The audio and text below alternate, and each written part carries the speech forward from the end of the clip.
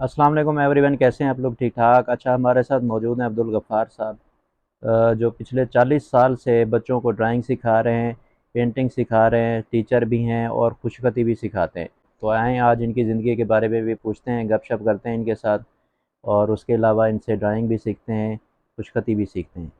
मैं drawing teacher तामीर मिल्लत high school में रहा हूँ। तकरीबन 40 साल मैंने बच्चों को पढ़ाया। अब मैं रिटायर हो गया हूँ। अब मेरी शॉप है, दुकान जुगनू आर्ट के नाम से, तो वहाँ मैं इस पेंटिंग को करता हूँ। पेंटिंग का शौक़ जो है ना वो बचपन से ही था, कैलीग्राफी का। तो मेरे वाले साहब मुझे तख्तियाँ जो है ना बहुत लिखवाई हैं। 2 सुबह 2 शाम को 4 तख्तियाँ रोज़ाना लिखते थे। और कापियाँ तो उस वक़्त होती नहीं थी, और वो मिट्टी के ऊपर हमने बड़े-बड़े अल्फ़ाज़ बनाने, टीलियों के ऊपर चल जाना, वहाँ ड्राइंग बनानी। इस तरीके से हम करते-करते ये उस काम को जो है ना सीखते रहे। उस वक़्त कापियाँ नहीं, तख्तियों 8वीं तक तो मैंने कापियों पर कलम द्वार से लिखाई की। पेज सूखता नहीं था, काम ज़्यादा मिलता था, सूखता नहीं था तो हम मट्टी डाल लेते थे। सुखा के फिर दूसरा पेज लिखना, फिर तीसरा। वो स्याही और कलम द्वार से लिखना। ये मार्कर का, पेन का ये तो तसव्वुर भी नहीं था। हमारे वक़्त में ये पॉइंटर वगैरह या पेंसिल वगैरह नहीं होती थी। तो हम ये कलम और दोहा से, काने की कलम से इस्तेमाल करना स्याही से, इसी तरीके से हमने काम किया। तो अल्हम्दुलिल्लाह ये मैंने सीखता रहा, और फिर मैं बाकायदा सीखा भी थोड़ा, और फिर आगे कॉलेज में एडमिशन ले लिया। फिर अल्लाह ताला ने टीचर लगा दिया, टीचर पढ़े, फिर ड्राइंग टीचर लग गया। तो मैं फिर आर्ट बच्चों को ये सिखाता रहा। तो अब बुनियादी तौर पे आर्ट में फिर मेरे बेटे भी, बेटियाँ भी, तो वो भी आर्ट टीचर लग गई हैं। तो उन्होंने भी अल्हम्दुलिल्लाह पोजीशनें भी ली हैं, और सारा ये काम करते रहे। तो ये बच्चों को, दूसरे बच्चे लोगों को मैंने सिखाया, भी दुकान पे आके सीखते हैं, राइटिंग सीखते हैं, खुशखती बहुत सारे लोगों को, बहुत सारे बच्चों को मैंने सिखाई है। उन जिन्होंने जिन्होंने सीखा है बहुत अच्छी पोजीशन आई है। क्योंकि जो बच्चे की राइटिंग अच्छी हो, जो अच्छा लिखना जानता है, उसके नंबर भी ज़्यादा मिल जाते हैं। जिसकी राइटिंग अच्छी ना हो तो वो चाहे सवाल याद भी हो, लेकिन उसकी राइटिंग अच्छी ना हो तो वो इतना अच्छे नंबर नहीं ले लेता। पेपर चेक करते वक्त हम सिर्फ ज़्यादातर राइटिंग को देखते हैं। जिसकी राइटिंग अच्छी हो, जल्दी से ऐसे किया तो टिक लगाया और नंबर दे दिए। तो राइटिंग का होना एक बहुत ज़रूरी होता है बच्चे के लिए। तो बच्चों अच्छा, को राइटिंग आजकल चाहिए। की ये जो यंग जनरेशन है, ये हर अल्फाज में ज़्यादातर इंग्लिश यूज़ करते हैं। हाँ, इंग्लिश। उर्दू बोलते बोलते भी इंग्लिश बोलना शुरू कर हाँ देते हैं जी। उसके दरमियान उसकी दरमियान में। वजह ये है कि कौवा चला हंस की चाल, अपनी भी भूल गया। हम उर्दू पढ़ने वाले बच्चे तो उसको कहाँ से कहाँ तक ले गए हैं। अब सिर्फ उर्दू ही रह गया जो उर्दू में है। अब इंग्लिश भी ये इंग्लिश, पहले अंग्रेज़ी बोलते थे इसको, इसकी बुक को। ये अगर ज़बान के तौर पे रहते तो ठीक ठीक था। लेकिन अब देखो इसकी साइंस भी इंग्लिश में है, मैथ भी इंग्लिश में है, पाकिस्तान सोशल स्टडी जिसे माशरती इल्म कहते हैं। अब बच्चों को पता ही नहीं है माशरती इल्म क्या होता है, वो सोशल स्टडी कह रहे हैं। इस तरीके से हम उसको हर चीज़ को, हमारे तालीम में इंग्लिश को इतना कर दिया है कि बच्चा जो चंद अल्फाज भी बोलता है तो उसमें ज़्यादातर इंग्लिश ही यूज़ करता है, इस्तेमाल करता है। तो हम उर्दू को रिवाज दें, उर्दू के साथ वसा रहें। तो वो उर्दू, अब आजकल के बच्चे बस पॉइंटर से लिखते हैं, पेंसिल से लिखते हैं, राइटिंग बनती नहीं। और हिज्जे भी, स्पेलिंग भी गलत करते हैं। मिसाल के तौर पे मैं आपके सामने अभी एक अल्फाज लिखता हूँ, तो वो जो अल्फाज है ना वो सही, ये सही है, इस मैंने यूं करके ऐसे पे दो है ऐसे में आती हैं, तो इसको सही इस तरह लिखना था। वो क्या करते हैं, वो सही यूं लिख देते हैं। मैंने गलत यूं लिखा है, गलत, ये गलत को, वो गलत लिख देते हैं, गलत को गलत लिख देते हैं इस तरीके से। तो ये बच्चों को इस तरह के, उनमें स्पेलिंगों में भी कमज़ोरी होती है। उनमें जो हिज्जे हैं तो ना वो भी गलत बनाते हैं, वो स्पेलिंग भी गलत बनाते हैं। अल्फाज, कलम को पकड़ना, तरीक़ाकार कैसे पकड़ना है, किस तरीके से इस्तेमाल करना है, कैसे बैठना है। हम पहले कलम द्वारा एक को गुड्डा को खड़ा करके ऐसे बैठ के फिर लिखते हैं इस तरह। फिर आप सही के द्वार से लिखें ऐसे हैं। इस तरीके से अल्फाज जितने भी लिखने हैं, पूरे अल्फाज उसी के हिसाब से लिखते हैं। तो बच्चे प्रैक्टिस की ज़रूरत होती है। तो प्रैक्टिस जितनी भी, इस्लाह लेनी चाहिए, इस्लाह किसी जानने वाले से, तो इंशाल्लाह राइटिंग बन जाती है चंद दिनों में। तो ज़्यादातर 1.5 माह 2 माह में राइटिंग बिल्कुल ठीक हो जाती है। अच्छा, आप अभी भी खुशखती जो है सिखा रहे हैं? बच्चों को राइटिंग मैं सिखा रहा हूँ, लोग घरों जाके भी सिखाता हूँ। घर में जाने की थोड़ी फीस ज़्यादा होती है, बस दुकान पे भी सिखाता हूँ, घर में भी मेरे पास बच्चे आते हैं राइटिंग सीखने के लिए। काने की कलम से बच्चों को तख्ती के ऊपर लिखाया जाता था, तो ये तख्ती के ऊपर इस्लाह, फिर बच्चे नीचे से उसके प्रैक्टिस करते थे। तो ये सारी उसकी तख्ती के ऊपर हमने बच्चों को कराते हैं काम, तख्तियों पर। तो मुख्तलिफ इसमें वो अल्फाज बच्चा फिर सीखता रहता है, बार बार मिटा लेता है, बार बार उसको सीखता है। कलम करने से सही से इससे इसके साथ हम काम करवाते हैं। तो ये रिवाज तो बिल्कुल ख़त्म हो गया। जैसे ये मैं अल्फाज बना रहा हूँ, मसलन अलिफ बनाया है ये मैंने, ये बिल्कुल सीधा आप 90 दर्जे के ज़ाविये से अलिफ को बनाएं तो ये अलिफ बन जाएगा, बिल्कुल 90 के ज़ाविये से ये अलिफ बनाना है। जब अलिफ आपका बन जाएगा तो उसको यूँ करेंगे तो ये लाम भी बन जाएगा आपका, ये लाम। इसी लाम से यहाँ करेंगे तो ये नून बन जाएगा। यानी कि जितने भी हरूफ हैं यहाँ ऐसे करके इसको यूँ लाएंगे तो ये जीम बन जाएगा, और के, हे और खे इसी तरीके से बन जाएंगे। ऐसे कर लेंगे तो आपका आइन और गैन भी बन जाएगा। लाम का फिर यहाँ से हम इसको यूँ ला के इसके साथ मिलाएंगे तो ये मीम बन जाएगी। ये इसी के साथ हम यूँ करके इसके साथ लगाएंगे तो ये सीन बन जाएगा, स्वाद बन जाएगा, छोटी ये बन जाएगी। हत्ता कि जितने भी अल्फाज गुलाई वाले हैं वो सारे इसी के साथ बनते हैं। तो बे बनाने के लिए हम बे को तिरछा इस तरीके से लाते हैं, ये 5 का लंबी होती है, ये वाला इसका सिरा 90 के ज़ाविये से खड़ा होता है, 90 दर्जे के ज़ाविये बिल्कुल सीधा। इसको फिर हम बे का नुक्ता ऐसे इसको यहाँ से तिरछा लाते हैं।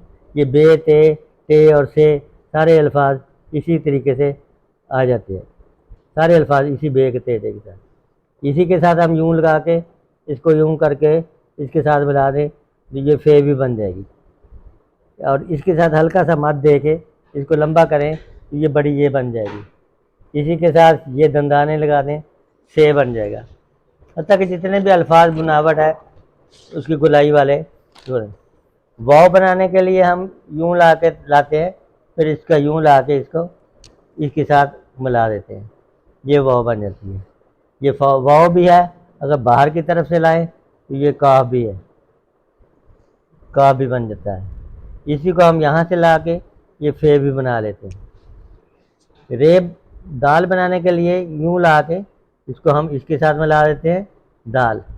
ये कत के हिसाब से होती है, ये 2 कत ऐसे लंबा होता है कत के हिसाब से, और इसी को अगर हम यूँ ला दें तो ये रे बन जाएगी। इसी को यूँ कर दें ये वाव बन जाएगी। ये सारे अल्फाज इसी के अंदर है। इस सारी पूरी तोय बनाने के लिए तोता, तो ये अलिफ हम इतना खींच के इसका निसब देखें इधर बनेगा, निसब से हम यूँ ला के इसके साथ ये हल्की रे बनाएंगे, तोय और जोएं इसी तरीके से बन जाएंगी। 2 चश्मी है बनाने के लिए इस तरीके से ला के फिर ऐसे लाएंगे, ये दूध की है बन जाएगी। अगर इसके साथ ये वाला थे लगाएंगे ये थर बन जाएगा, हर बन जाएगा, फिर बन जाएगा। सारे अल्फाज इसी तरीके से बनते जा रही। ये थे थाली बन जाएगा, थे थैला बन जाएगा इस तरीके से। इसी के साथ थे लिफ्ता बन जाएगा। इसी के साथ हम यूँ ला के इसको बड़ी ये कर देंगे, था थे बन जाएगा। इसके साथ ये थे बन जाएगा, इसके साथ यूँ करें ठहरिए बन जाएगा। यानी कि हत्ता कि एक लफ्ज़ के साथ बहुत सारे अल्फाज।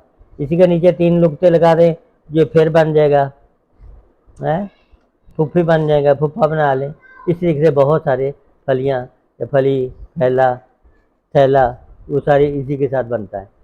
ये सारे अल्फाज इसी तरीके से हम बनाते हैं। थे है, ठे है, से है, खे खिड़की बनाना है, गड़ा बनाना है, घर बनाना है, तो इसी अंदाज से हम उसको लिखते हैं 2 लफ्ज़।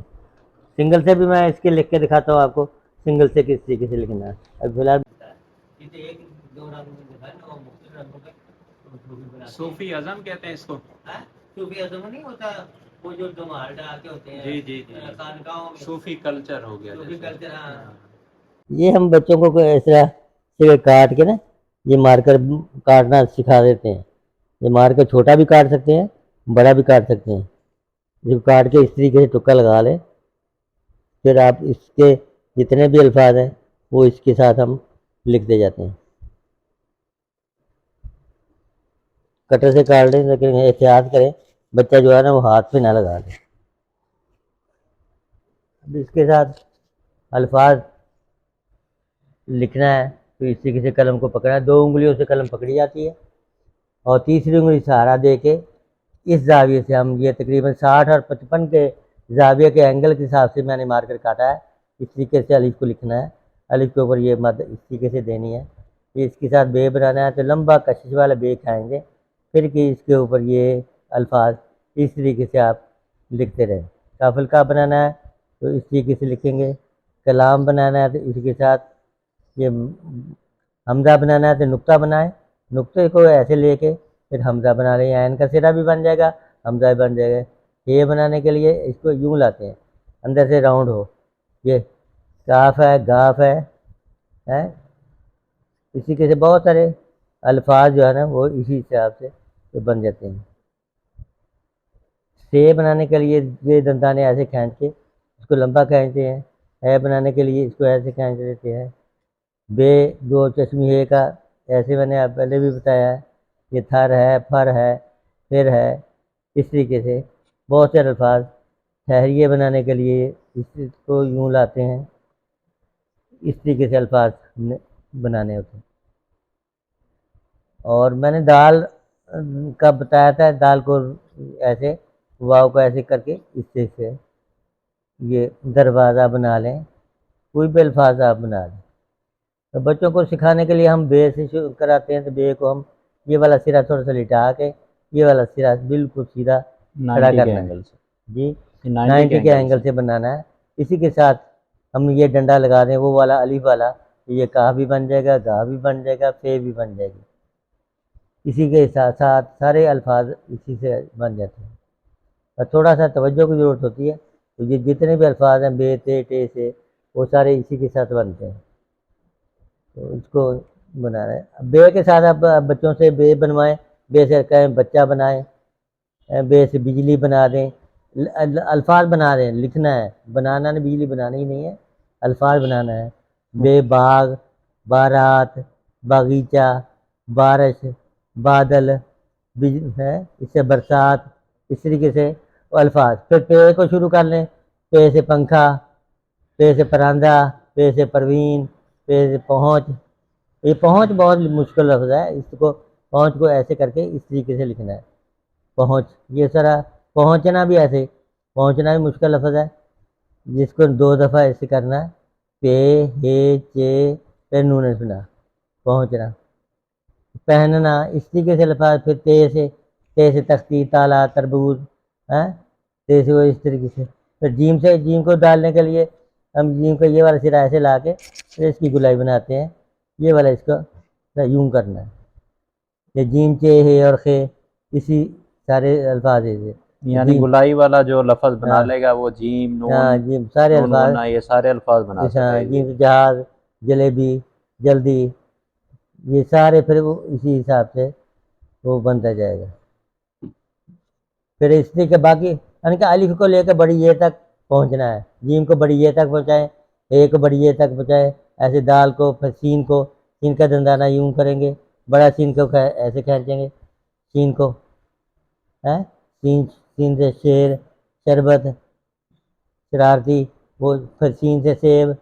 तो बच्चों को साथ सेब बना भी दें, उनको कहेंगे सेब बना भी दो उसके, फिर उसका फ्रूट का वो भी साथ साथ बनाता रहे, उसको सेब बना दें, आम बना दें, मैंगो यानी आम, पेंटिंग भी सीख जाएंगे और खुशखती भी सीख जाएंगे दोनों इससे। चीज़ें। उस आम बनाने साथ साथ आम भी बना दें, उनको भी एक सर्कल लगाओ बड़ा और एक सर्कल छोटा लगाओ, इसको इसके साथ मिलाओ, इसको इसके साथ मिलाओ, तो ये आम बन जाता है। बाकी इसको रेज कर देंगे, इसके से पता लगा ये वाला रेज हो जाएगा और ये आम बन जाएगा।